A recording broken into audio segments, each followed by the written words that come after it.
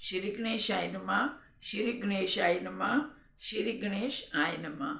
आज हम भाद्रपद माह के कृष्ण पक्ष में आने वाली गणेश चतुर्थी व्रत कथा को करेंगे।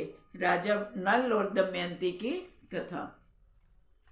जगजननी पार्वती जी ने गणेश जी से पूछा, हे वस्त गणेश, भाद्रपद माह की कृष्ण पक्ष की चतुर्थी को संकट नाशन चतुर्थी कहा गया है, अतः उस दिन का व्रत किस प्रकार किया जाता है, आप विस्तार से मुझे कहें।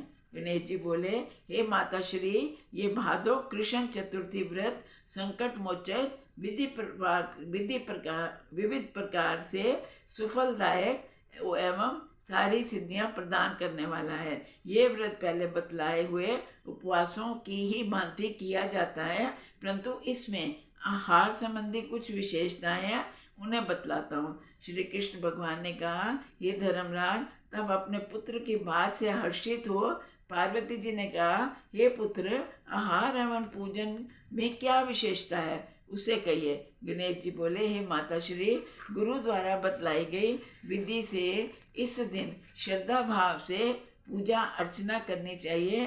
12 मासों में अलग अलग नामों से गणेश जी की पूजा करनी चाहिए। चैत्र मास में श्री विनायक की, वैशाख मास में एक दंत की, ज्येष्ठ मास में कृष्ण पिंड की, आषाढ़ मास में गजानन की, श्रावण मास में लंबोदर की, भाद्रपद में भालचंद्र की, कवार मास में हिरंब की, कार्तिक मास में विकट महाराज की, पौष मास में वक्रतुंड की, माघ मास में आखुरथ की और फागुन मास में विघन राज और गणाधिप की।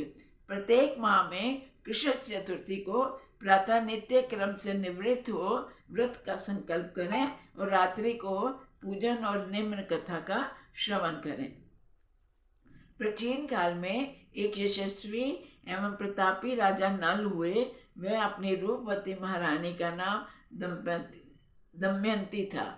एक अवसर पर शापग्रस्त होने से उन्हें अपना राजपाट छोड़कर वन वन भटकना पड़ा और पत्नी का विछोह सहना पड़ा। तो दमयंती ने ये गणेश चतुर्थी व्रत किया। जगजननी पार्वती जी ने पूछा कि ये पुत्र, दमयंती ने किस विधि से इस व्रत को किया और किस प्रकार विधि के प्रभाव से 3 महीने के अंदर ही उन्हें अपने पति से मिलने का संयोग प्राप्त हुआ। इन सब बातों को आप बतलाइए।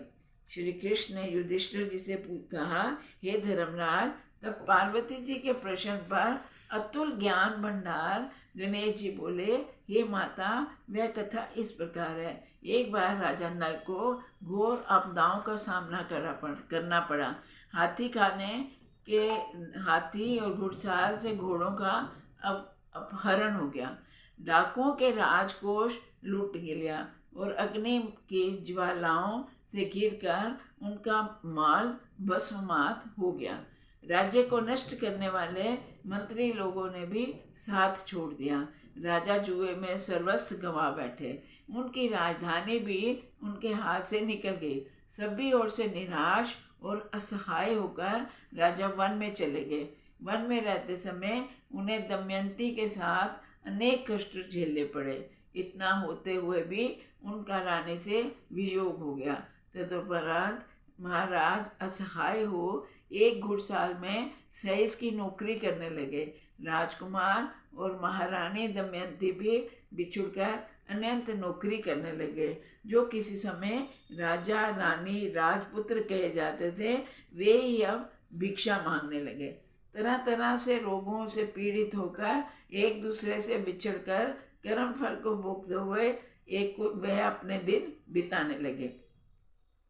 एक समय की बात है कि वन में भटकते हुए दमयंती ने महर्षि शरभंग के दर्शन किए। उनके पैरों पर नतमस्तक होकर हाथ जोड़कर पूछा, हे महर्षि, मेरे अपने पति से कब मिलन होगा? किस उपाय से मुझे हाथी घोड़ों से युक्त घनी आबादी वाली नगरी फिर से मिलेगी? मेरा भाग्य कब लौटेगा? हे ऋषिराज, आप कृपा पूर्वक बताइए। श्री गणेश जी कहते हैं, दमयंती का ये उत्तम प्रश्न सुनकर शरभंग मुनि ने कहा, हे दमयंती, मैं तुम्हारे कल्याण की बात बता रहा हूँ, सुनो। इससे घोर संकट का नाश होता है, सब कामनाएं पूर्ण करने वाला एवं शुभदायक है। भादो मास की कृष्ण चतुर्थी संकट नाशन कही गई है। इस प्रकार नर नारियों को एक दंत गजानन की पूजा करनी चाहिए। भादो मास की कृष्ण चतुर्थी का व्रत एवं पूजा विधि पूर्वक करने से हे पुत्री, तुम्हारी संपूर्ण मनोकामनाएं पूरी होंगी। 7 महीने के अंदर ही तुम्हारा पति से मिलन होगा।